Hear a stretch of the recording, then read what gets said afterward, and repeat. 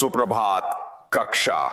हमारी पहली कक्षा में आपका स्वागत है और आज मैं जो करना चाहता हूं वह यह है कि हम इस सेमेस्टर में कैसे सीखेंगे इसका ढांचा प्रदान करना।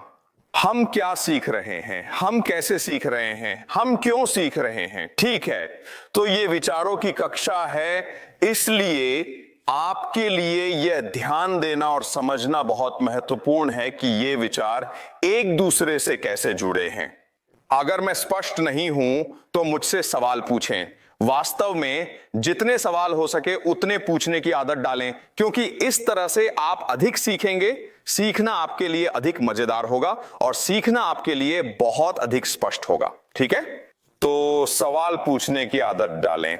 जहां भी मैं भ्रमित कर रहा हूं, जहां भी मैं बहुत तेज बोल रहा हूं, जहां भी आप नहीं समझते, मुझे रोकें। ठीक है, आदत डालें। ठीक है, तो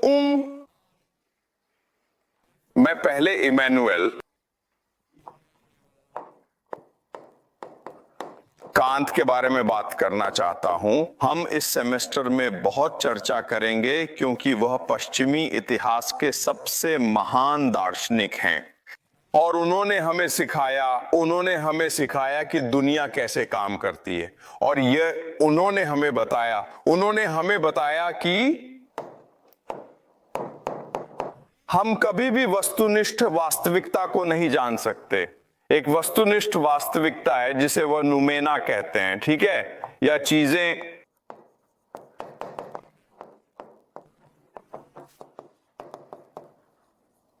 अपने आप में वह हमारे लिए जानने योग्य नहीं है। वह एक दुनिया है जिसे हम कभी नहीं पहुंच सकते। क्यों? क्योंकि हम दुनिया को अपनी इंद्रियों के माध्यम से देखते हैं।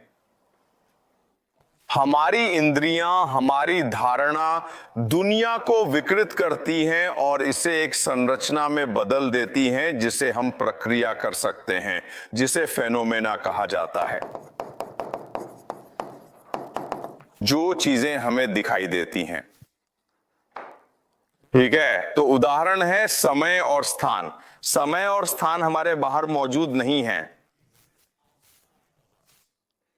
समय और स्थान वास्तविकता में मौजूद नहीं है, लेकिन वास्तविकता को समझने के लिए हमें समय और स्थान जोड़ने की आवश्यकता है। ठीक है, यह उदाहरण है। ठीक है, तो दुनिया कैसे काम करती है यह है कि हम दुनिया को देखते हैं, हम नूमेना को देखते हैं और इसे फेनोमेना में बदल देते हैं ताकि हम इसे प्रक्रिया कर सकें। दूसरे शब्दों में, और यह वास्तव में महत्वपूर्ण है, वास्तविकता वही है जो हम इसे कल्पना करते हैं। कोई वस्तुनिष्ठ वास्तविकता नहीं है। वास्तविकता वही है जो हम इसे कल्पना करते हैं। जीवन एक निरंतर प्रक्रिया है, एक निरंतर कल्पना का कार्य है। ठीक है, यह इमैनुअल कांत है। यह पहला विचार है जिसे मैं चाहता हूं कि आप समझें। तो मैं जो चाहता हूं, मैं इस कक्षा में, इस सेमेस्टर में करना चाहता हूं, वह यह है कि आपको प्रशिक्षित करना या सिखाना या प्रेरित करना ताकि आप अपनी कल्पना को बढ़ा सकें, ताकि आप दुनिया को अधिक स्पष्ट रूप से देख सकें। यह कक्षा यह नहीं है कि क्या सोचना है, यह है कि कैसे सोचना है। ठीक है,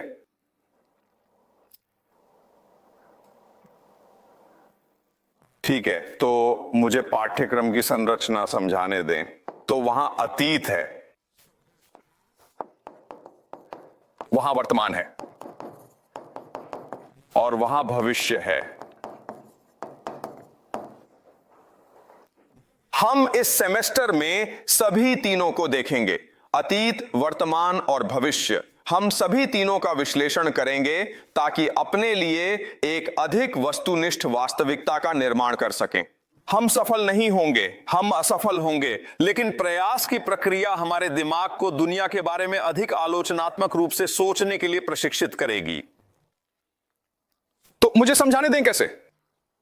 वर्तमान में हमारे पास भू राजनीति है, हम भू राजनीति का अध्ययन करेंगे।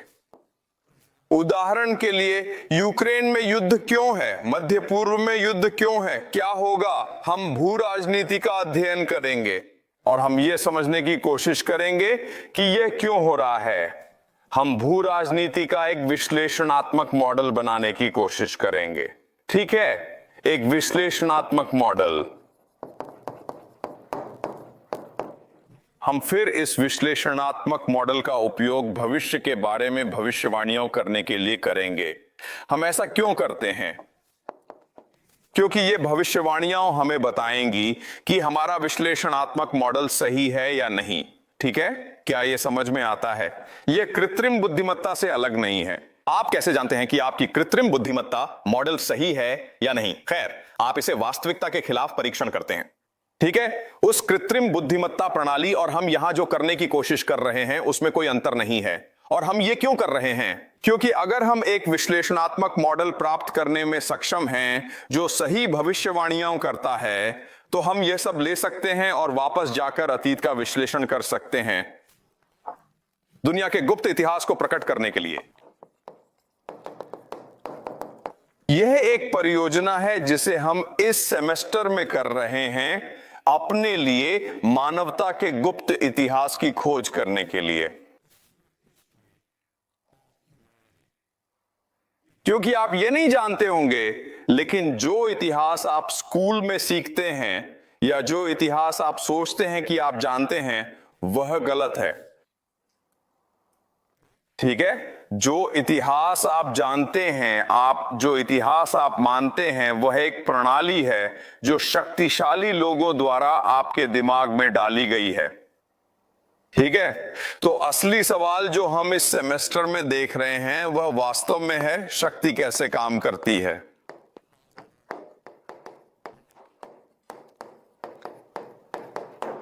क्योंकि अगर हम इसे समझ सकते हैं तो आप मुक्ति प्राप्त करेंगे, आप स्वतंत्रता प्राप्त करेंगे, आप समझेंगे कि कैसे अन्य लोग आपको नियंत्रित कर रहे हैं और इसलिए आप स्वतंत्र होंगे।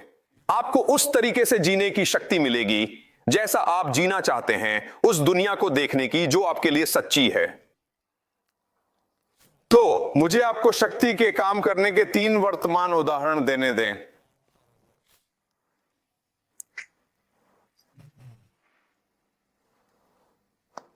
ठीक है, पहला उदाहरण है पैसा।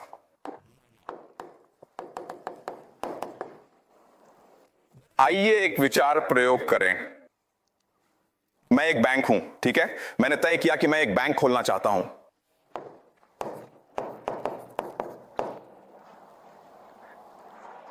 और अब आपको बैंक में पैसा जमा करने की अनुमति है। ठीक है, तो आप सभी मिलकर बैंक में $5 मिलियन जमा करते हैं।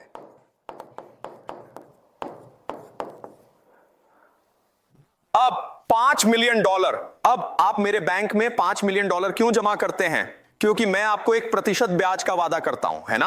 1% ब्याज। यह एक बहुत अच्छा सौदा है। लेकिन अब क्योंकि मैं आपको कुछ पैसा देना चाहता हूं, है ना, मैं आपको 1% ब्याज देना चाहता हूं। अब मुझे अपने लिए पैसा बनाना होगा।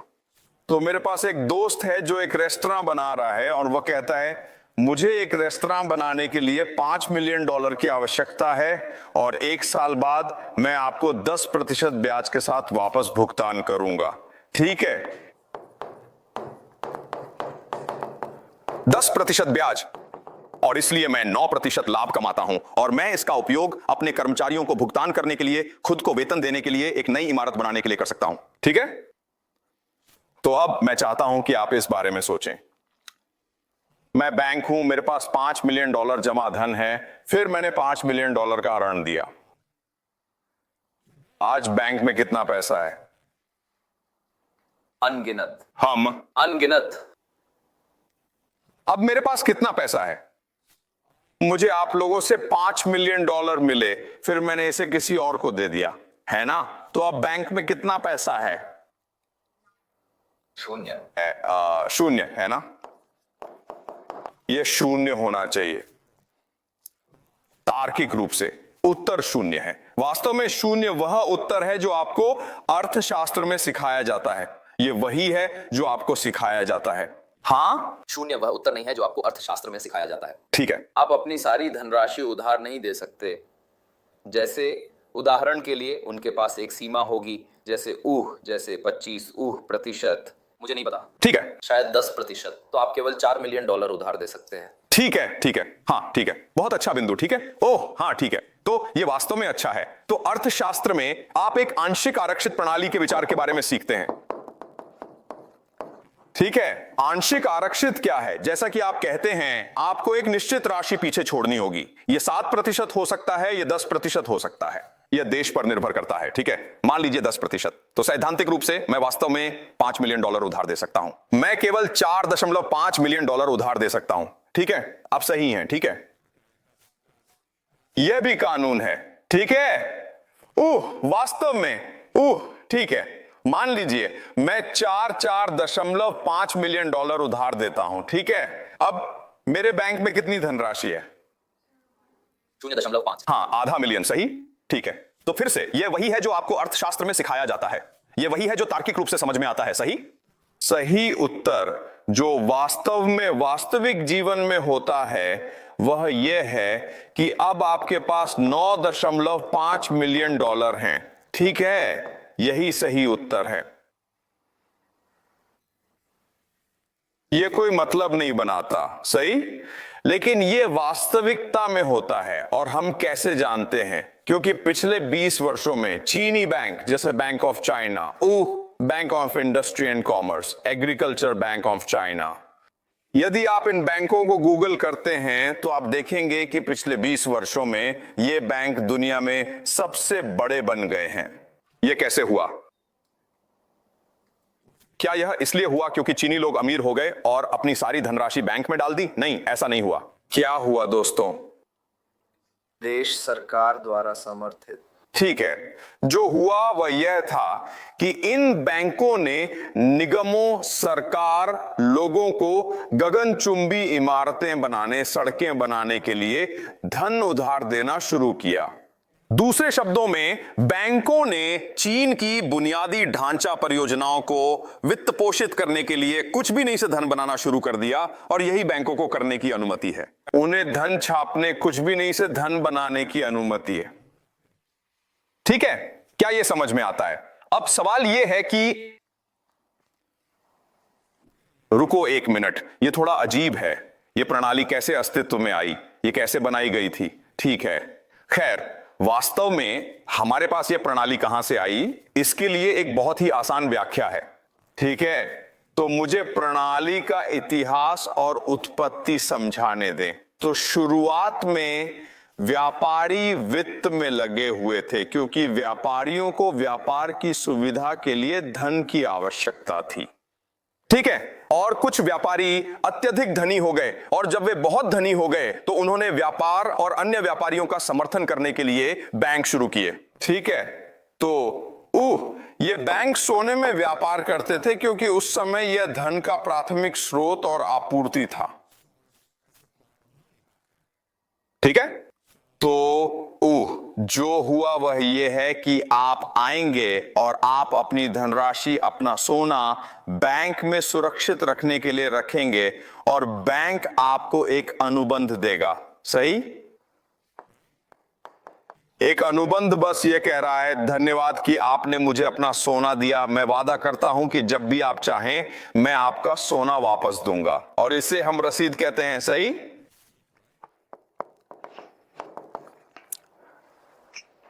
और यह बेहतर और आसान व्यापार की अनुमति देगा, क्योंकि अब मैं इस अनुबंध को ले सकता हूं और इंग्लैंड जा सकता हूं, ठीक है। शायद मैं इटली में स्थित हूं, लेकिन अब मैं इंग्लैंड जा सकता हूं और कह सकता हूं, सुनो, मुझे तुमसे कपास या केले खरीदने की जरूरत है। और व्यक्ति कहता है, ठीक है, तुम मुझे क्या दोगे? मैं तुम्हें सोना दूंगा, सही। तो मैं रसीद लेता हूं और तुम्हें देता हूं, सही।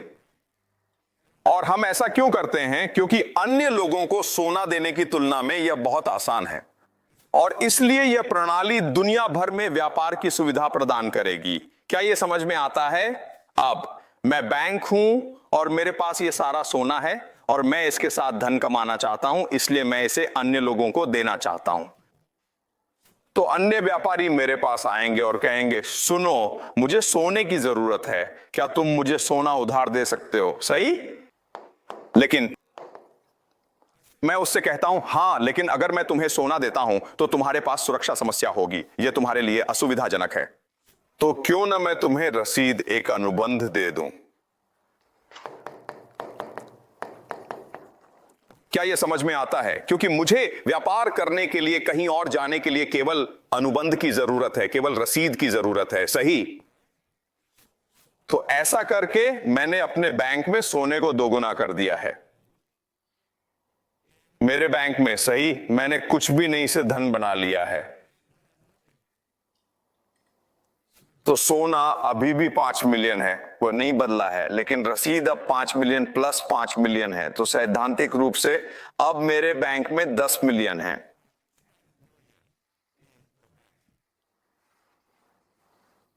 ठीक है? तो इस तरह धन और वित्त काम करता है।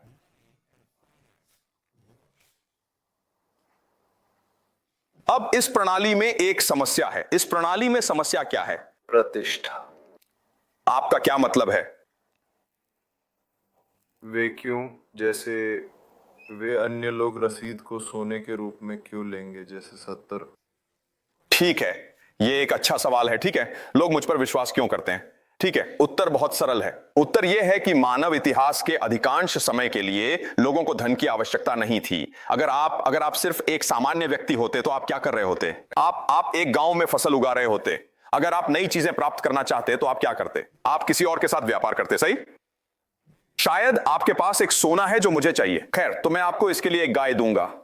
तो हमें वास्तव में धन की आवश्यकता नहीं थी। इसलिए मानव इतिहास के अधिकांश समय के लिए किसी को भी धन की आवश्यकता नहीं थी। केवल कुछ परिस्थितियों में ही आपको धन की आवश्यकता होती। उदाहरण के लिए विवाह। सही?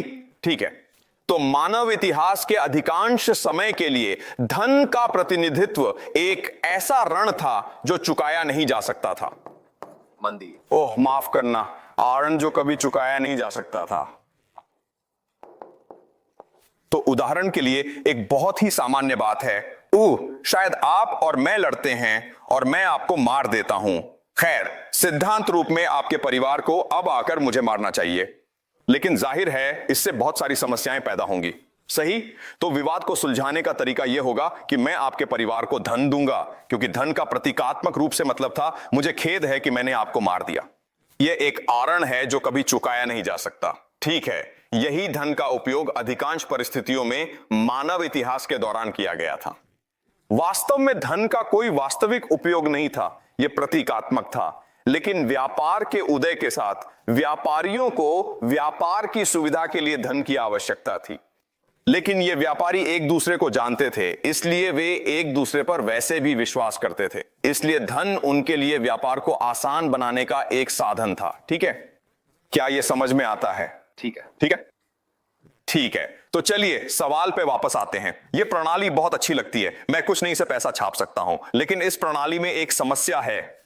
समस्या क्या है? यहां एक समस्या है।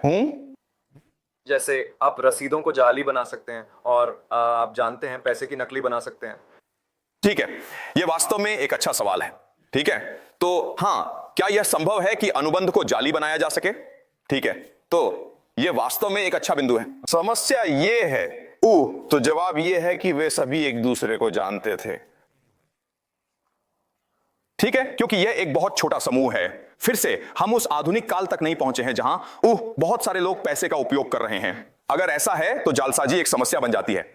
हम इसे भविष्य की कक्षाओं में चर्चा करेंगे। ठीक है, नकली बनाना। लेकिन इस समय इतिहास में जालसाजी वास्तव में कोई बड़ी समस्या नहीं है। वास्तव में एक बड़ी समस्या है, और यह एक बहुत बड़ी समस्या है। समस्या क्या है? मेरे पास $5 मिलियन का सोना है ना? रसीदों में लगभग $10 मिलियन का सोना है। इसमें क्या समस्या है? समस्या यह है कि अगर हर कोई एक ही समय में सोना चाहता है तो मैं दिवालिया हो जाता हूं, है ना? क्योंकि मैं अपनी प्रतिष्ठा खो देता हूं। अनुबंध कहता है कि जब भी आप सोना चाहते हैं मुझे आपको देना होगा। लेकिन अगर मेरे पास, जैसे अगर सोने के अनुबंधों में $100 मिलियन हैं लेकिन मेरे पास केवल $10 मिलियन हैं, सोने में केवल अगर 15 मिलियन सोना वापस चाहते हैं तो मैं फंस जाता हूं। इसे हम बैंक रन कहते हैं। ठीक है, एक बैंक रन। और यह व्यापारियों के लिए एक बड़ी समस्या है। ठीक है, इस प्रणाली के साथ एक और समस्या भी है, और समस्या यह है, मैं आमतौर पर अपना पैसा किसे उधार देता हूं? क्या आप लोग जानते हैं? अगर मैं एक बैंक हूं, अगर मैं एक व्यापारी हूं, तो मैं आमतौर पर अपना उधार देता हूं। उद्यमियों को, कंपनियों को। ठीक है दोस्तों, आज हम पैसा उद्यमियों को उधार देते हैं, लेकिन उस समय वास्तव में उद्यमी नहीं थे, वहां थे और कुलीन लोग। और वे हमेशा क्या करते थे? उन्हें पैसे की आवश्यकता क्यों थी? लड़ाई, युद्ध लड़ने के लिए। ठीक है, इसलिए सोने की मांग थी, क्योंकि अगर मैं एक राजा हूं तो मुझे एक युद्ध लड़ना है, आमतौर पर अपने भाई या किसी और के खिलाफ, इस क्षेत्र को नियंत्रित करने के लिए, है ना? अब समस्या यह है कि मैं मारा जा सकता हूं इस मामले में। लेकिन यह भी बहुत आम था कि राजा कहेगा, तुम्हें क्या बैंक, मुझे तुम्हें वापस भुगतान करने की आवश्यकता नहीं है। ठीक है, तो इस प्रणाली के साथ वास्तव में बहुत सारे जोखिम हैं। तो समय के साथ उन्होंने इस जोखिम को कम करने या घटाने के लिए एक प्रणाली विकसित की। ठीक है, वे क्या करेंगे कि वे कार्टेल बनाएंगे। कार्टेल सिर्फ साझेदारियां हैं। तो शायद यह बैंक दूसरे बैंक के साथ काम करता है, पूरे यूरोप में दूसरे बैंक के साथ काम करता है। वे इन कार्टेलों की स्थापना आमतौर पर अंतर्विवाह के माध्यम से करते हैं, है ना? वे एक दूसरे से शादी करते थे, वे एक साथ मिल जाते थे, और इस तरह मान लीजिए 15 मिलियन रसीदें सोना वापस चाहती हैं, लेकिन केवल 10 मिलियन है। खैर, क्या हुआ? आप बस दूसरे बैंक में जाते हैं, ठीक है? और मान लीजिए एक राजा ने फैसला किया, मैं तुम्हें वापस भुगतान नहीं करने जा रहा हूं बैंक। खैर, आपका बैंक अन्य बैंकों के साथ काम करता है, एक नया दुश्मन स्थापित करने के लिए, राजा को मारने के लिए, पैसे वापस पाने के लिए। क्या आप समझते हैं? और यह प्रणाली है जिसे हम आज केंद्रीय बैंकिंग कहते हैं। और इस कक्षा में आप जो सीखेंगे वह यह है कि केंद्रीय बैंकिंग आज दुनिया को नियंत्रित करती है। ठीक है,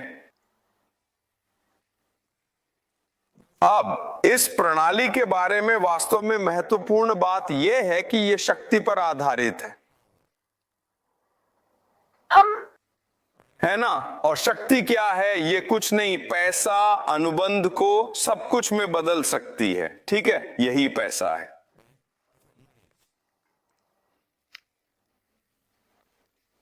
ठीक है, तो हम एक ऐसी दुनिया में रहते हैं जहां बैंक पैसा छाप सकते हैं, है ना?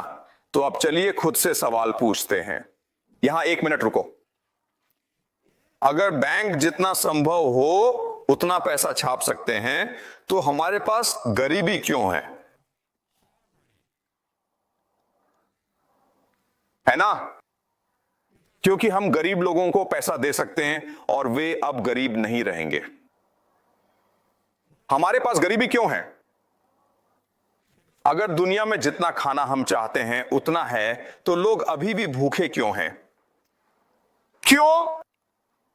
क्योंकि हमारे पास सीमित संसाधन नहीं है। ठीक है, तो हमारे पास सीमित संसाधन नहीं है, हमारे पास कमी है। ठीक है, सही। तो यह सामान्य उत्तर है, कमी। हमारे पास कमी के कारण गरीबी है। लेकिन मैंने पहले ही आपको यह बताया है, वे कुछ नहीं से पैसा छाप सकते हैं। तो पैसा अनंत है, पैसा एक अनंत संसाधन है। तो फिर हमारे पास गरीब लोग क्यों हैं? यह थोड़ा अजीब है। खैर, पैसे के साथ हमारे शरीर सिर्फ, आप जानते हैं, व्यापार के लिए उपयोग करते हैं। उनके पास अभी भी सीमित संसाधन है, और आप जानते हैं वास्तविक आवश्यकताएं हैं। रुको, आप देख रहे हैं कि क्या हो रहा है। आप सभी मानते हैं कि पैसा दुर्लभ है, ठीक है? मैंने पिछले 10-20 मिनट आपको समझाने में बिताए कि यह दुर्लभ नहीं है, यह अनंत है, क्योंकि यह सिर्फ एक संख्या है। हम किसी भी समय जितना पैसा हमें चाहिए उतना छाप सकते हैं। ठीक है, तो इस तरह शक्ति काम करती है। शक्ति ने आपको यह सोचने के लिए ब्रेन वॉश कर दिया है कि कुछ ऐसा है जो सच नहीं है। आपको पहले दिन से सिखाया गया है कि पैसा दुर्लभ है, लेकिन यह दुर्लभ नहीं है, यह अनंत है। और चाहे मैं आपको कुछ भी कहूं, आप अभी भी इस पर विश्वास करते हैं। ठीक है, तो आपको इसे अपने दिमाग से निकालना होगा। पैसा दुर्लभ नहीं है, यह अनंत है। तो चलिए सवाल पर वापस आते हैं। इस दुनिया में गरीबी क्यों है? लोग भूखे क्यों मरते हैं? इस दुनिया में असमानता क्यों है? गरीब लोग क्यों हैं? अमीर लोग क्यों हैं? जवाब क्या है? क्योंकि वे अनंत पैसा नहीं छापते। ठीक है, क्योंकि यह दुर्लभ है। तो दोस्तों यह अद्भुत है, ठीक है। आप लोग इसे अपने दिमाग से नहीं निकाल सकते। आप सोचते हैं कि पैसा दुर्लभ है, आप सोचते हैं कि अनंत पैसा छापना संभव नहीं है, जब मैंने पहले ही आपको बताया है कि अनंत पैसा छापना संभव है, क्योंकि वे यह हर समय करते हैं। हाँ, ओह, जिसके पास शक्ति है वह नहीं चाहता कि हर कोई समान। ओह, हाँ, क्योंकि हम नहीं चाहते कि सभी लोगों के पास पैसा हो। शक्तिशाली लोग ऐसा नहीं चाहते, यही सही जवाब है। और कारण और क्यों? क्योंकि अन्यथा कोई काम नहीं करेगा। क्या आप समझते हैं, पैसे छापने का उद्देश्य आपको पैसे देना नहीं है। पैसे छापने का उद्देश्य यह भ्रम पैदा करना है कि पैसा मूल्यवान है और इसलिए आप इसे प्राप्त करने के लिए कड़ी मेहनत करते हैं। लेकिन मुझे आपको पैसे प्राप्त करने की इच्छा दिलाने के लिए मुझे कृत्रिम दुख पैदा करना होगा। क्या आप समझते हैं? सही। और अगर गरीब लोग नहीं होते तो आप अमीर नहीं बनना चाहते, केवल इसलिए कि आप लोगों को पीड़ित होते देखते हैं, आप अपने लिए पैसा कमाना चाहते हैं। आपके माता पिता ने आपको क्या बताया? आपके माता पिता आपको बताते हैं स्कूल में कड़ी मेहनत करो, बहुत सारा पैसा कमाओ, नहीं तो आप एक गरीब व्यक्ति की तरह बन जाओगे। सही। खैर, क्या अनुमान है, अगर कोई गरीब लोग नहीं होते तो आपके माता पिता आपको यह नहीं कह सकते थे और आप स्कूल में कड़ी मेहनत नहीं करना चाहते। सही। इसलिए हमारे पास गरीबी है, क्योंकि गरीबी यह भ्रम पैदा करती है कि पैसा मूल्यवान है।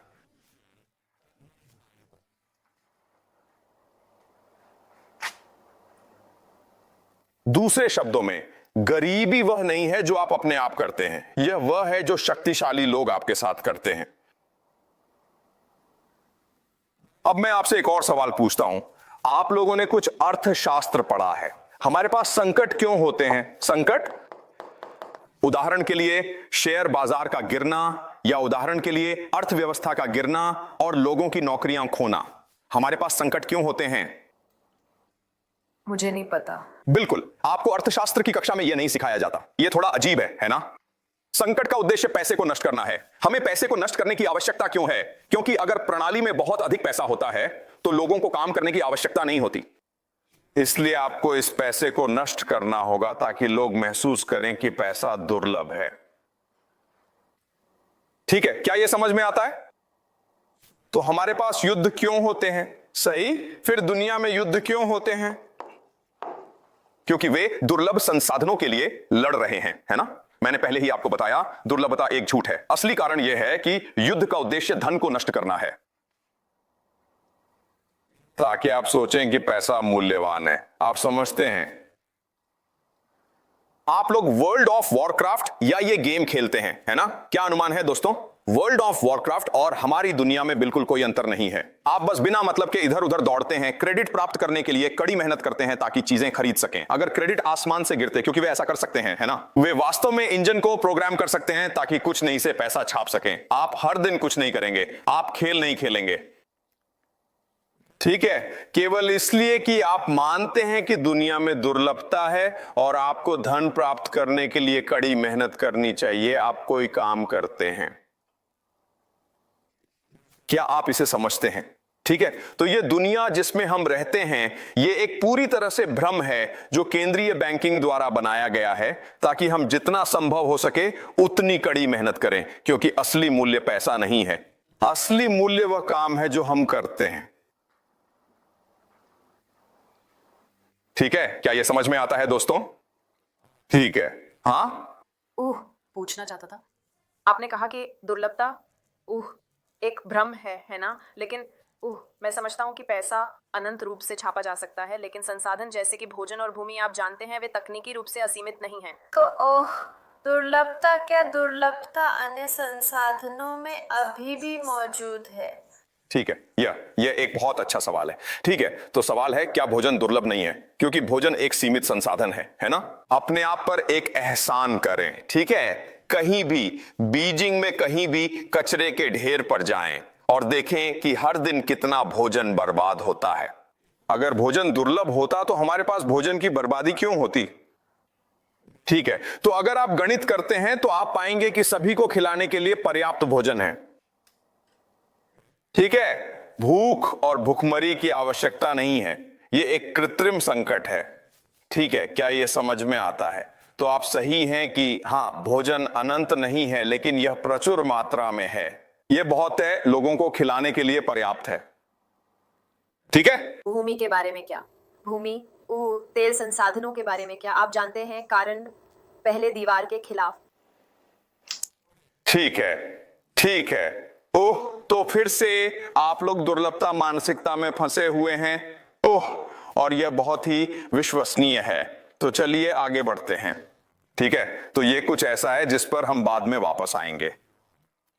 ठीक है, क्योंकि मैं आपको आज इस सुबह यह नहीं समझा सकता कि आपने दुनिया और अपने बारे में जो कुछ भी विश्वास किया है वह गलत है। ठीक है, आप अभी भी वहीं फंसे हुए हैं जैसे, ठीक है, दुर्लभता है। और आप सही हैं, दुर्लभता है, लेकिन हम एक प्रचुरता की दुनिया में भी रहते हैं। ठीक है, और बहुत सी चीजें जो आप मानते हैं वे दुनिया के बारे में सिर्फ गलत फहमियां हैं। ठीक है, तो हम वहां वापस जाएंगे, ठीक है, बाद में। ठीक है, तो चलिए आगे बढ़ते हैं। ठीक है, तो अब हमने पैसे कर लिए हैं, है ना? अब चलिए एक और सवाल करते हैं। चलो खुशी का सवाल करते हैं। आज हमारे लिए सवाल है, हमें क्या खुश करता है? आपको क्या खुश करता है? आप एक खुशहाल जीवन कैसे जी सकते हैं? ठीक है, खैर जाहिर है पैसा, है ना? आपके पास बहुत सारा पैसा है, यह आपको खुश करेगा। और क्या? शक्ति। बिल्कुल, शक्ति, है ना? निश्चित रूप से शक्ति। स्वतंत्रता। माफ कीजिए, स्वतंत्रता। ठीक है, अच्छा, स्वतंत्रता। हाँ, और क्या? संबंध। हाँ, निश्चित रूप से आपके अच्छे दोस्त हैं, है ना? जैसे बहुत सारे और बहुत सारे दोस्त। और क्या?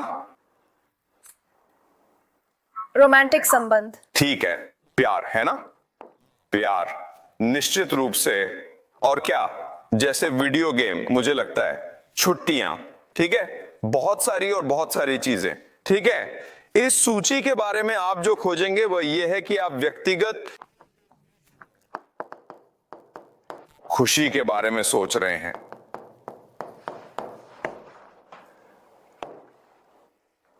और यह वास्तव में मानव इतिहास में अद्वितीय है। अगर आप समय में पीछे जाएं 500 साल पहले और लोगों से पूछें आप कैसे खुश हो सकते हैं, वे सामूहिक खुशी पर अधिक ध्यान केंद्रित करेंगे। दूसरे शब्दों में, अगर आपका समुदाय खुश नहीं होता तो आप खुश नहीं हो सकते। तो व्यक्ति का विचार मानव इतिहास में नया है। इससे पहले हम समझते थे कि अगर आप एक खुशहाल जीवन जीना चाहते हैं तो आपको अपने परिवार की देखभाल करनी होगी, आपको अपने समुदाय की देखभाल करनी होगी। उनके लिए, हमारे लिए मानव इतिहास के अधिकांश समय में खुशी का मतलब दूसरों की मदद करना, दूसरों के प्रति उदार होना था।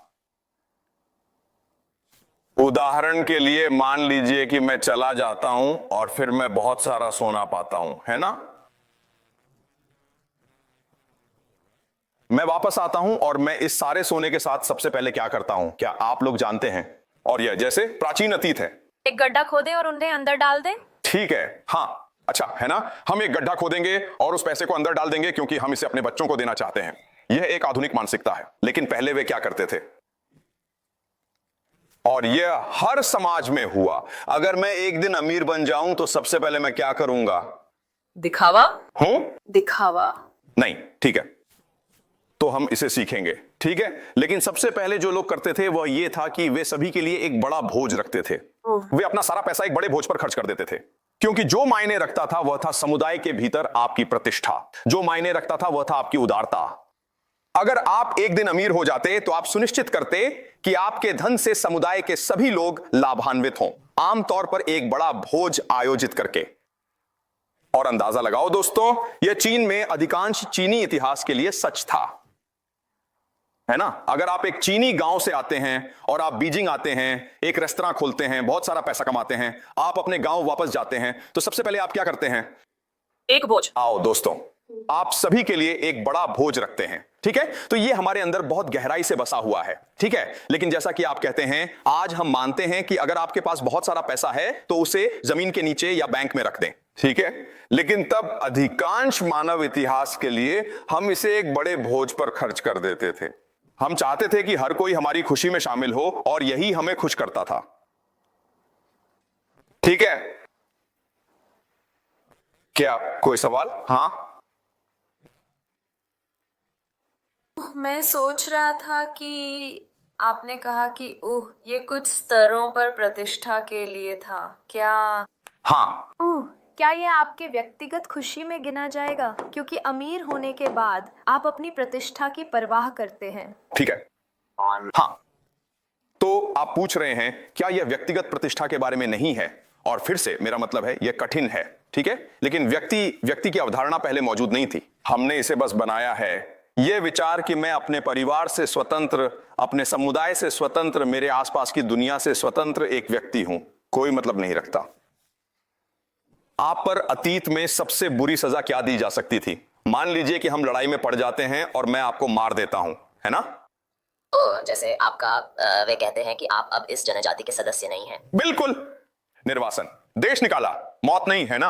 और आज अगर मैंने आपको मार दिया तो पुलिस मुझे पकड़ने आएगी और फिर मुझे मार देगी। लेकिन पहले हम ऐसा नहीं करते थे, क्योंकि सबसे बुरी चीज जो हम कर सकते थे वह थी आपको निर्वासित करना। कहते हैं आप अब हमारे हिस्से नहीं हैं।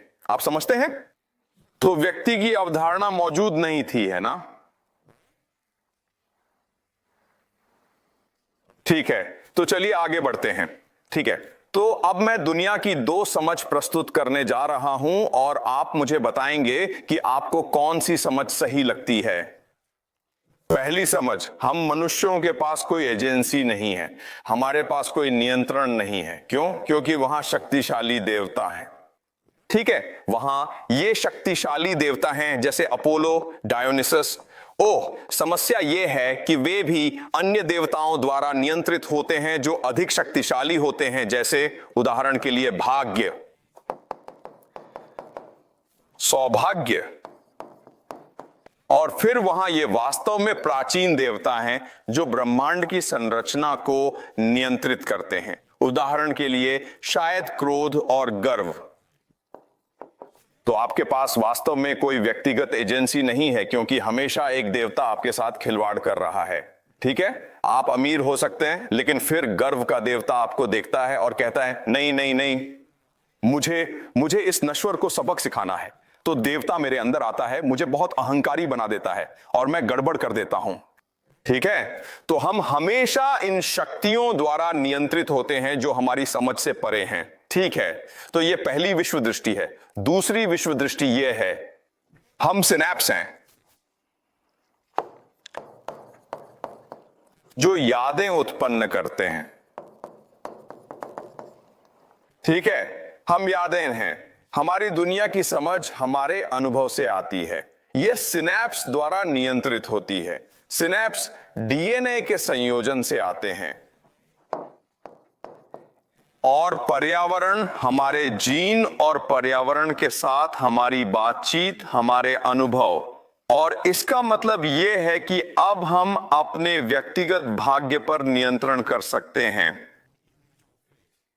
अगर आप गुस्से में हैं तो यह किसी अनुभव या किसी जीन के कारण है जिसने आपको गुस्सा दिलाया, और यह गुस्सा आपकी यादों में मजबूत हो जाता है। और इसीलिए अगर आप सही थेरेपी करते हैं, अगर आप सही चिंतन करते हैं, अगर आप कुछ अभ्यास करते हैं, तो आप अपने गुस्से को बेहतर तरीके से नियंत्रित कर सकते हैं और इसलिए अपने भाग्य को नियंत्रित कर सकते हैं, ठीक है। तो पहली विश्व दृष्टि में बहुत सारे देवता हैं, वे बुरे हैं और वे अनियमित हैं, और हमारे पास हमारे भाग्य पर बिल्कुल भी नियंत्रण नहीं है। हम केवल जीवन में भाग्यशाली होने की उम्मीद कर सकते हैं और देवताओं को नाराज नहीं कर सकते। दूसरी विश्व दृष्टि में हम केवल अपनी यादों का संग्रह हैं और हम केवल सिनैप्स हैं।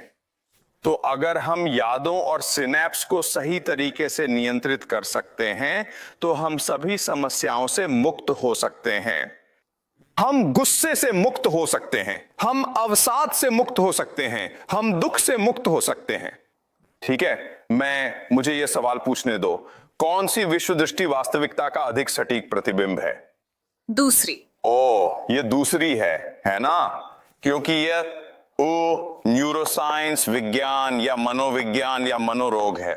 यह वही है जो आपको स्कूल में सिखाया गया है, यह वही है जो आप सभी मानते हैं। हमारा पूरा समाज इसी विचार के इर्द गिर्द संरचित है और जो आप इस कक्षा में सीखेंगे वह यह है कि यह पूरी तरह से गलत है। यह पहली है जो वास्तविकता का अधिक सटीक प्रतिबिंब है। पहली आपको अधिक जानकारी देती है, आपको यह बताती है कि दुनिया वास्तव में कैसे काम करती है। ठीक है, तो अब मुझे यह सवाल पूछने दो, अगर पहली विश्व दृष्टि, और इसे हम बहुदेववाद कहते हैं, और बहुदेववाद अधिकांश मानव इतिहास के लिए प्रमुख धर्म था। ठीक है, अब हम एक ऐसी दुनिया में रहते हैं जहां धर्म विज्ञान है, विज्ञान मूल रूप से धर्म है। तो हमने ये परिवर्तन क्यों किया?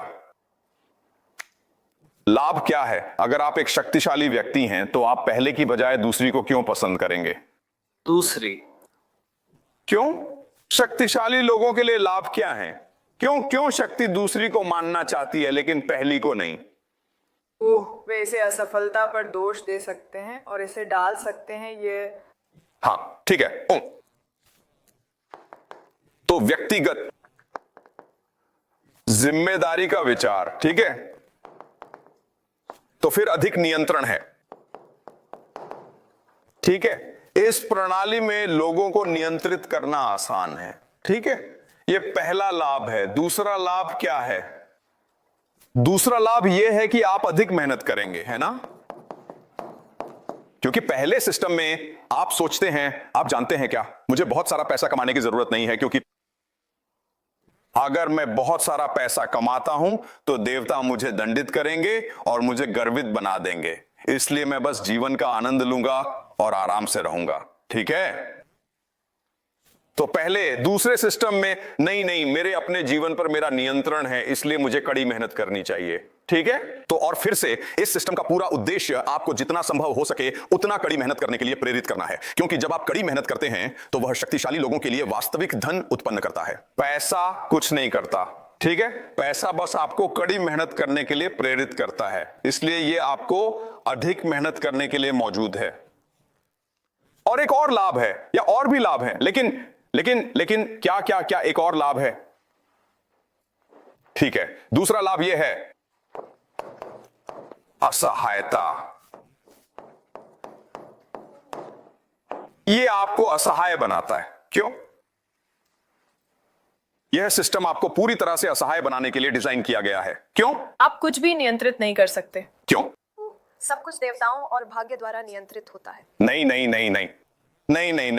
देखो, फिर से यह है कि कैसे आपका ब्रेन वॉश किया जाता है। आप मानते हैं कि एक आपको असहाय बनाता है, लेकिन यह सही नहीं है। दो आपको असहाय बनाता है। क्यों? एक और दो के बीच क्या अंतर है? क्योंकि नंबर 2 में आप असहाय हैं। आप खेल रहे हैं उस खेल में जो जिसके पास शक्ति है आपको शक्तिशाली बनाना चाहता है। ठीक है, तो नंबर 2 की समस्या यह है, आप सुधारात्मक कार्रवाई करने में असमर्थ हैं, क्योंकि आप सोचते हैं कि आपकी सभी समस्याओं का स्रोत व्यक्ति में है, आप में है और समाज में नहीं।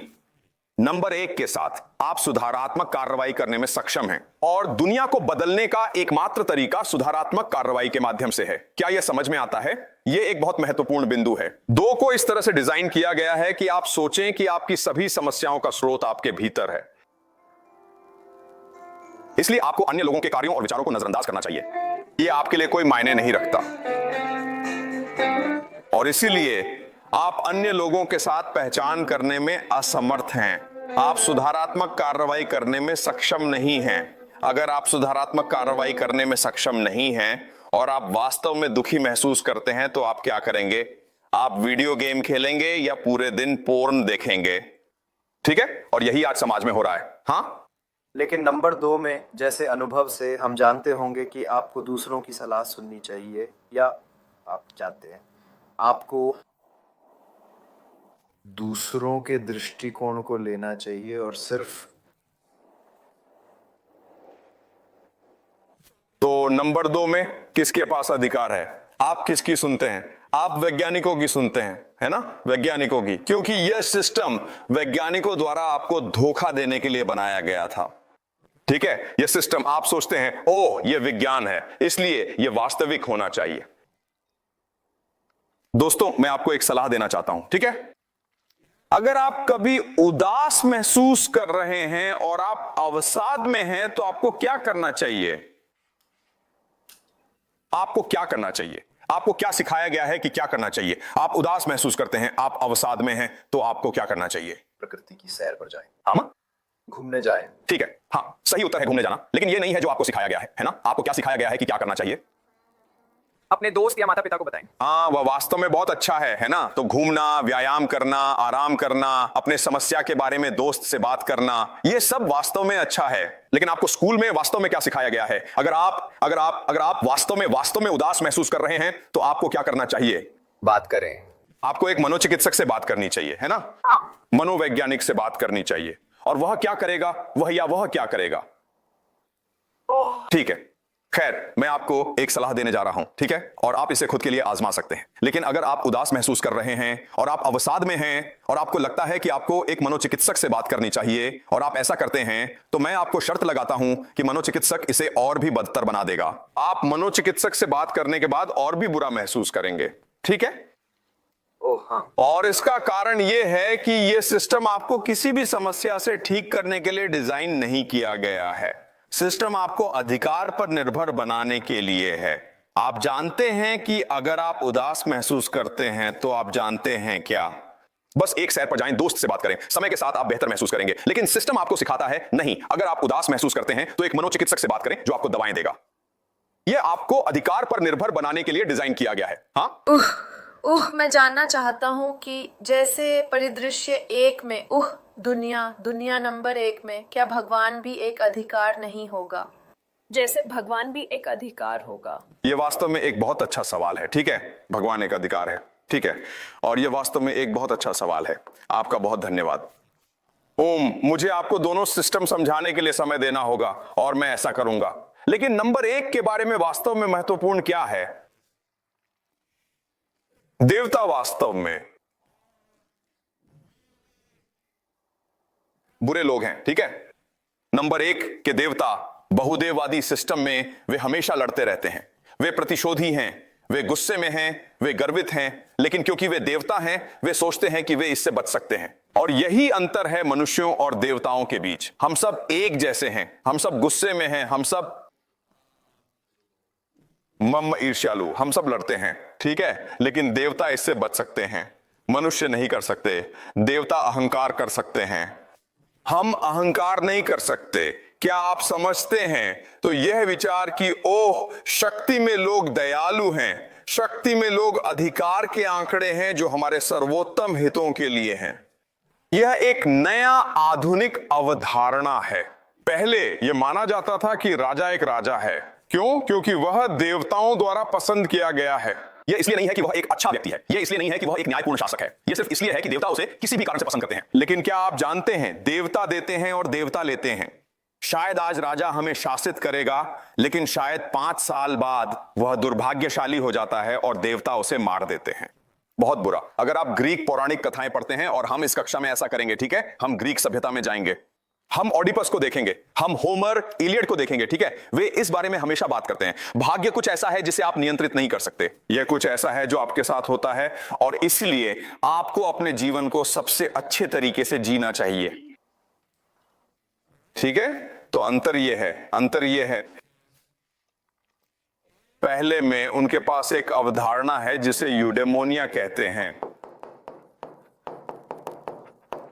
यदि आपके भाग्य पर आपका कोई नियंत्रण नहीं है, यदि कल आपके साथ कुछ ऐसा हो सकता है जो आपको मार दे, तो आज अपनी क्षमता के अनुसार अपना जीवन जिएं। दिन को पकड़ो। आज आप जितना अच्छा हो सकते हैं उतना अच्छा बने, और इसी तरह आप देवताओं की कृपा प्राप्त करते हैं। यूडेमोनिया, जिसे हम समृद्धि कहते हैं, जीवन का उद्देश्य इसे अपनी क्षमता के अनुसार जीना है। और इसीलिए क्या अनुमान है दोस्तों, प्राचीन लोग ग्रीक, वे हमसे श्रेष्ठ थे। यदि आप ग्रीक साहित्य पढ़ते हैं, यदि आप ग्रीक दर्शन पढ़ते हैं, प्लेटो, होमर, एस्किलस, यूरिडिस, वे सबसे अच्छे थे। आज हम बेकार हैं। क्यों? क्योंकि यूडेमोनिया के बजाय हमारे पास सुख है। रचनात्मक लोगों के रूप में समृद्ध होने के बजाय हम ऐसे हैं, मैं आज अपने जीवन का आनंद कैसे लूं, मैं उदास कैसे न महसूस करूं। ठीक है, तो पहले सिस्टम में भले ही ऐसा लगता है कि हमारे पास कोई नियंत्रण नहीं है, कोई एजेंसी नहीं है, लेकिन यह हमें अपनी क्षमता के अनुसार जीने के लिए प्रेरित करता है। दूसरे सिस्टम में हम ऐसे हैं, ओ आपके पास नियंत्रण है, आपके जीवन पर पूरा नियंत्रण है, यह हमें गुलाम बनाता है। ठीक है, ठीक है। अब चलिए तीसरे और अंतिम उदाहरण पर चलते हैं। ठीक है, और मुझे पता है कि यह चौंकाने वाला है, मुझे पता है कि यह आश्चर्यजनक है, लेकिन सेमेस्टर के दौरान मैं आपको पर्याप्त सबूत दूंगा ताकि आपको यकीन हो जाए कि यह सब सच है। ठीक है, लेकिन मैं आज केवल संरचना और ढांचा स्थापित कर रहा हूं। ठीक है, अब चलिए स्कूल करते हैं। दोस्तों, हमारे पास स्कूल क्यों है? हम स्कूल में क्यों हैं? क्यों आप यहां क्यों हैं? क्या? कुछ जगह सीखने और सिखाने के लिए। बिल्कुल सही है ना, सीखना। और क्या?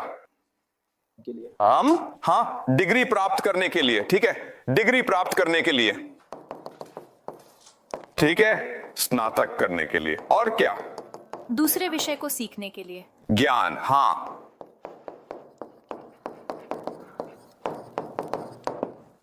हम शक्ति प्राप्त करें। छात्रों को ब्रेन वॉश करने के लिए परीक्षा। माफ कीजिए, मुझे लगता है कि शक्ति देने के लिए हमें ब्रेन वॉश करने के लिए एक परीक्षा। Brain washing. ठीक है, क्या अनुमान है दोस्तों? सही उत्तर ब्रेन वॉशिंग है, बाकी सब झूठ है। ठीक है, ठीक है। आप स्कूल में क्या करते हैं? आप कक्षा में आते हैं, आप एक व्याख्यान सुनते हैं, आप किताबें पढ़ते हैं, है ना, और फिर आपको एक परीक्षा देनी होती है और आपको एक पेपर लिखना होता है, और फिर शिक्षक आपको एक ग्रेड देता है। यही है कि आप सीखते हैं, है ना। तो फिर मैं आपसे यह सवाल पूछता हूं, मानव इतिहास के अधिकांश समय में हमने कैसे सीखा? यदि आप डॉक्टर बनना चाहते हैं तो आपने क्या किया? अनुभव। सबसे अच्छा बनने के लिए। उत्तर है अनुभव। इसे करें। ठीक है, तो फिर मैं आपसे यह सवाल पूछता हूं,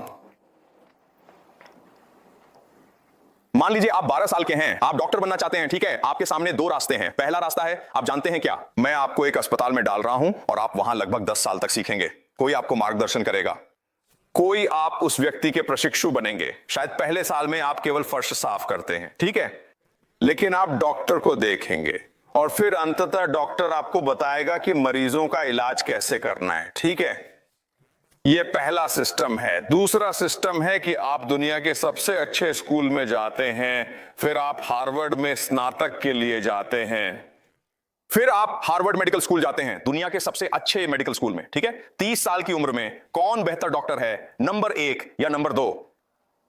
पहला। स्पष्ट रूप से पहला, है ना, क्योंकि दूसरा व्यक्ति जो हार्वर्ड और हार्वर्ड मेडिकल स्कूल गया था, उसने कभी अस्पताल में काम नहीं किया। क्या आप समझते हैं? अब मैं आपसे एक और सवाल पूछता हूं, पहले सिस्टम में क्या आपको एक अच्छा डॉक्टर बनने के लिए वास्तव में स्मार्ट होना चाहिए? नहीं।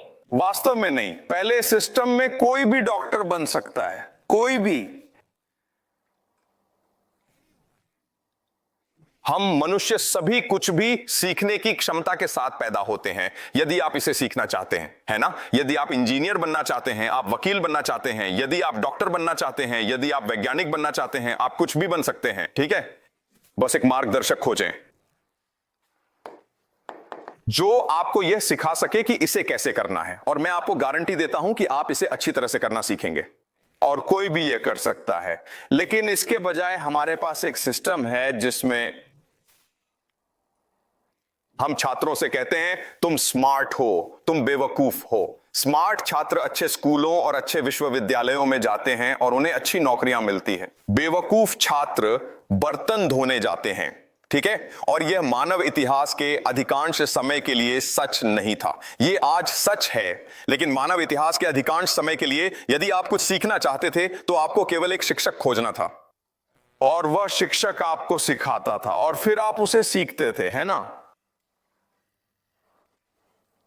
तो स्कूल आपको सीखने का तरीका सिखाने की जगह नहीं है। स्कूल आपको ज्ञान नहीं सिखाता, यह ऐसा नहीं करता। स्कूल एक ऐसी जगह है जो आपको ब्रेन वॉश करती है, ठीक है। अब सवाल यह है कि यह आपको किस में ब्रेन वॉश करता है, यह आपको क्यों ब्रेन वॉश करेगा, ठीक है, ठीक है। इसका उत्तर देने के लिए मैं आपको कुछ इतिहास बताने जा रहा हूं, ठीक है। हम इस कक्षा में बहुत सारा इतिहास करेंगे, लेकिन मैं आपको उन 3 समाजों के बारे में बताने जा रहा हूं जिन्होंने पहली बार अनिवार्य मुफ्त सार्वजनिक शिक्षा की शुरुआत की, ठीक है। पहला है जिसे स्पार्टा कहा जाता है।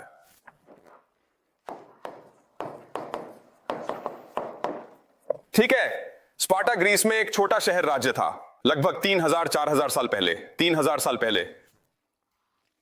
और उनके पास एक नया सिस्टम था जिसमें बच्चों को 5 या 6 साल की उम्र में स्कूल में डाल दिया जाता था, और इस स्कूल में उन्हें 9 या 10 साल के बड़े बच्चों द्वारा पीटा जाता था, ठीक है। यह स्पार्टा है। दूसरा समाज था जिसे एज़टेक्स कहा जाता था, एज़टेक्स,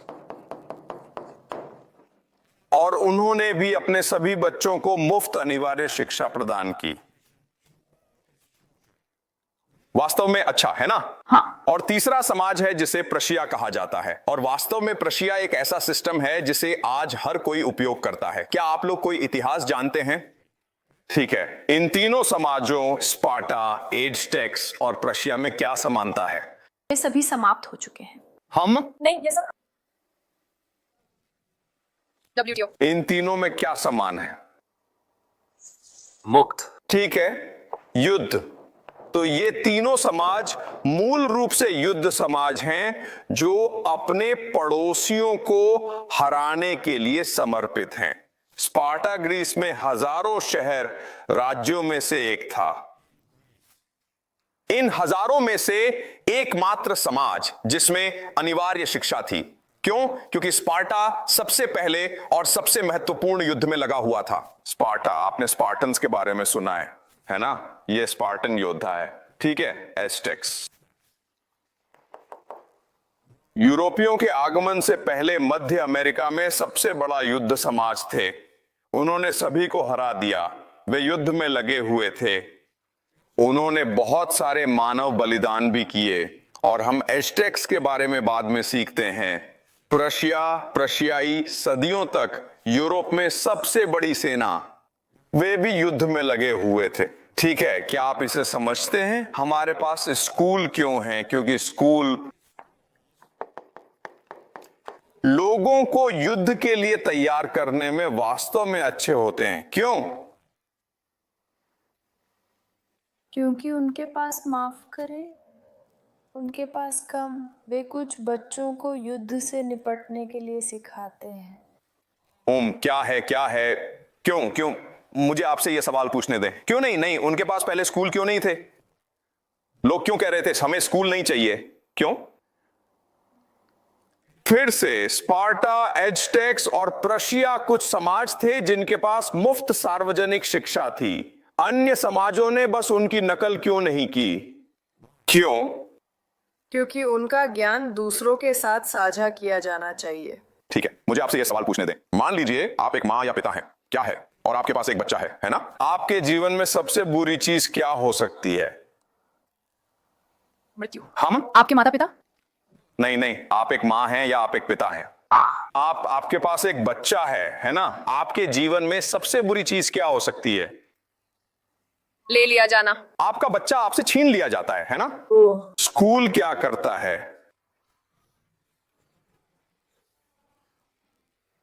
लेता है। स्कूल आपके बच्चे को आपसे दूर ले जाने के लिए डिजाइन किया गया है, ठीक है? मुझे आपसे यह सवाल पूछने दें, अगर स्कूल सीखने के बारे में है तो माता पिता और बच्चे एक साथ स्कूल क्यों नहीं जाते? उन्हें काम करना होता है। हाँ, क्यों नहीं? क्यों? क्योंकि उन्हें जीवित रहने के लिए, पैसे कमाने के लिए काम करना होता है। क्योंकि माता पिता को जीवित रहने के लिए काम करना होता है ना? वास्तव में एक बेहतर कारण है। क्योंकि सामाजिक रूप से उन्हें कुछ करने के लिए दो लोगों की आवश्यकता होती है। ठीक है, ये मस्तिष्क धोवन के बारे में है ना? क्योंकि आप किसी का मस्तिष्क कैसे धोते हैं? वे किसी को नियंत्रित करते हैं। हाँ वे है ना? अगर आप अपने माता पिता के साथ हैं तो क्या आपका मस्तिष्क धोया जा रहा है? नहीं, क्योंकि आप प्यार महसूस करते हैं, आप सुरक्षित महसूस करते हैं, आपके माता पिता आपको सुरक्षा दे सकते हैं। आप अपने माता पिता के पास जाते हैं, अरे क्या ये शिक्षक, क्या वह मुझे झूठ बोल रहा है? और आपके माता पिता कहते हैं हाँ वह आपको झूठ बोल रहा है। ठीक है, ये केवल इसलिए है क्योंकि आपको आपके से दूर ले जाया गया है कि अब आप मस्तिष्क धोवन के लिए तैयार हैं। क्यों? क्योंकि क्या होता है अगर आप अपने माता पिता को छोड़ देते हैं, आप कैसा महसूस करते हैं? आप कैसा महसूस करते हैं? हम असुरक्षित। हाँ बिल्कुल, है ना? असुरक्षित। आप चिंतित हैं, आप डरते हैं। क्या आप समझते हैं? क्योंकि किसी का मस्तिष्क धोना, आपने अपने माता पिता को खो दिया है। आप 4, आप 5, आप 6 साल के हैं, आपने अपने माता पिता को खो दिया है। आप वास्तव में असुरक्षित महसूस करते हैं। तो आप किस पर विश्वास करते हैं? अपने शिक्षक पर। जो कुछ भी आपका शिक्षक कहता है वह अब सही है।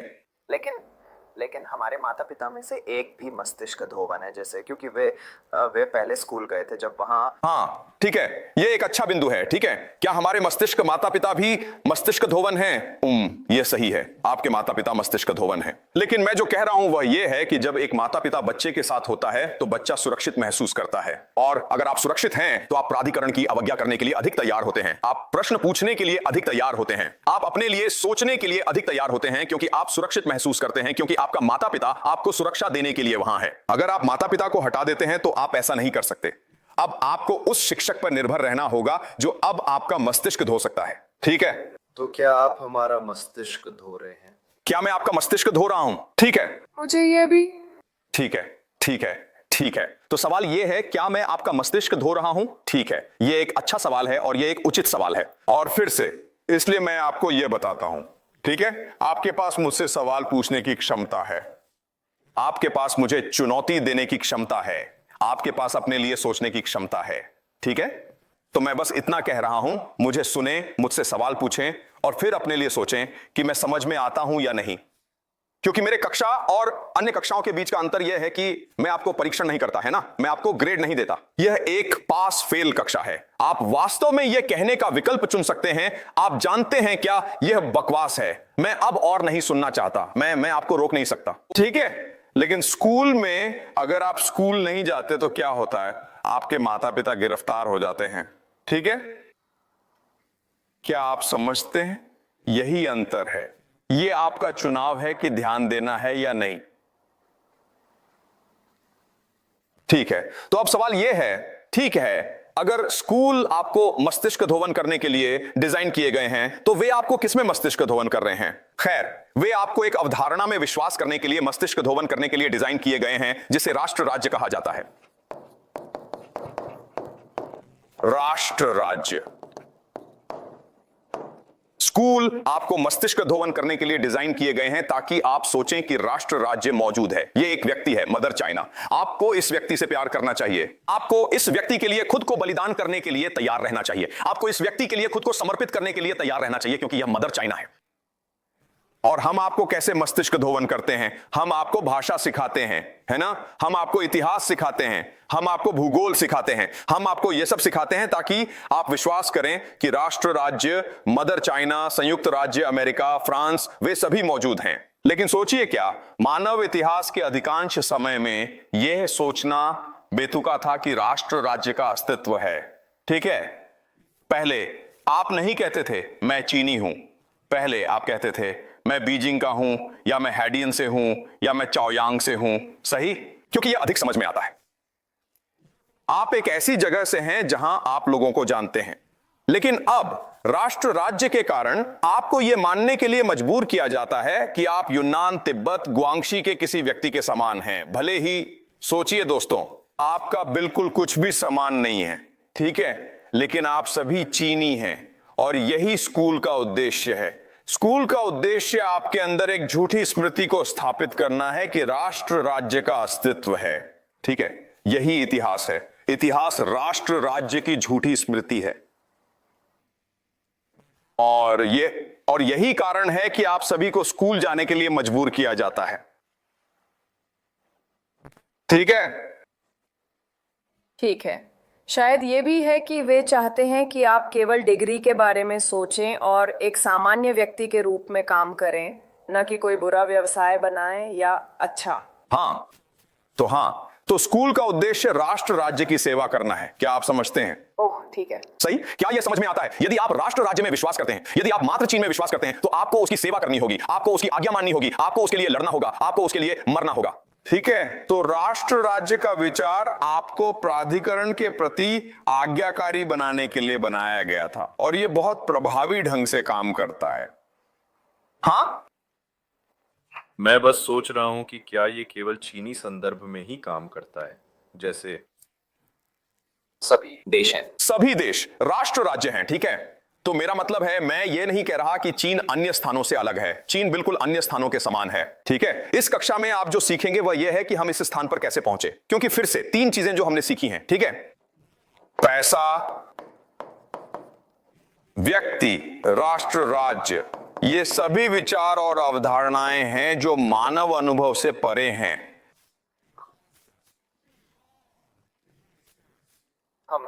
यदि आप इसे पहले सिद्धांतों से समझने की कोशिश करते हैं, यदि आप इसे स्वयं समझने की कोशिश कर रहे हैं, तो आप इसे नहीं कर सकते। आपको इन 3 चीजों पर विश्वास करने के लिए ब्रेन वॉश किया जाना चाहिए। यदि कोई व्यक्ति अतीत से शायद 1000 साल पहले आ जाता और आप पैसे, व्यक्ति और राष्ट्र राज्य की अवधारणा को समझाते, तो वह व्यक्ति कहेगा, यहां 1 मिनट रुको, इसका मतलब है कि आप सभी गुलाम हैं। वाह, ठीक है।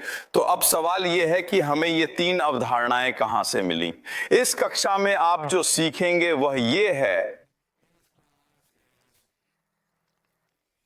ये 3 अवधारणाएं मानव विचार में एक क्रांति से आई जिसे एकेश्वरवाद कहा जाता है।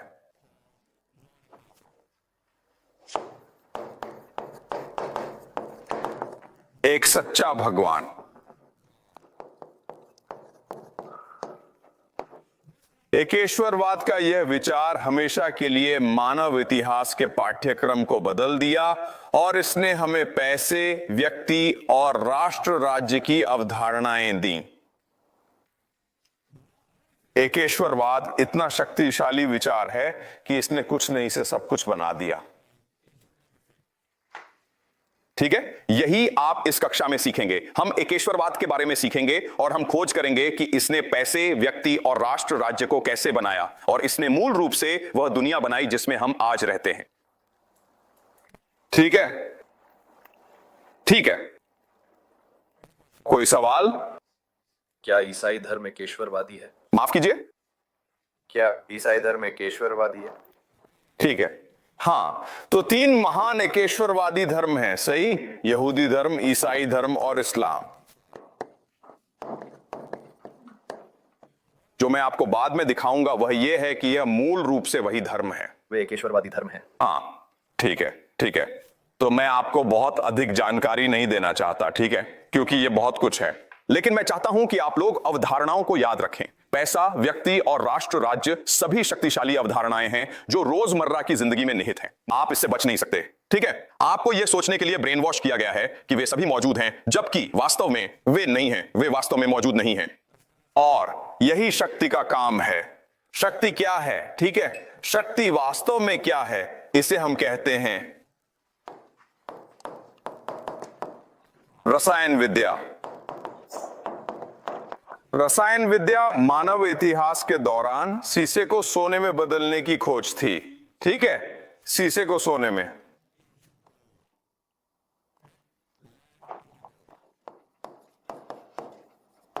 ठीक है, कुछ नहीं से सब कुछ, यही रसायन विद्या थी।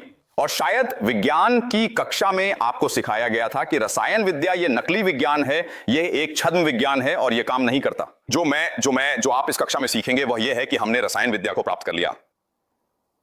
ठीक है, हमने कुछ नहीं से सब कुछ बना दिया, हमने शीशे को सोने में बदल दिया, या यही शक्ति है। शक्ति कुछ नहीं से सब कुछ बनाने की क्षमता है। शक्ति आपको यह विश्वास दिलाने की क्षमता है कि पैसा मूल्यवान है, कि व्यक्ति खुशी ला सकता है, कि राष्ट्र राज्य का अस्तित्व है। यही शक्ति है। ठीक है, और परिणाम स्वरूप आज हम अत्यंत दुखी जीवन जीते हैं।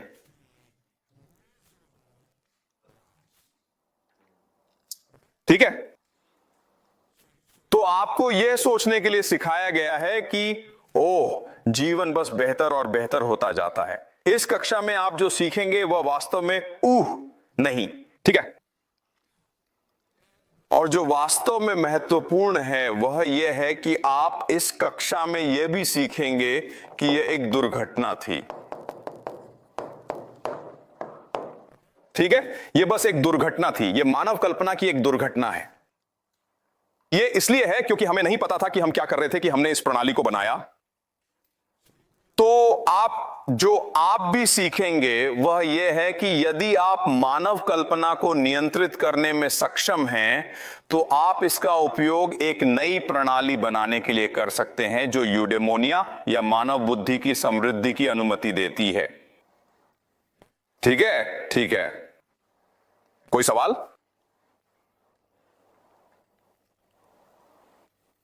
ठीक है, तो आज के लिए बस इतना ही। ठीक है, मैं आप लोगों से अगली कक्षा में मिलूंगा।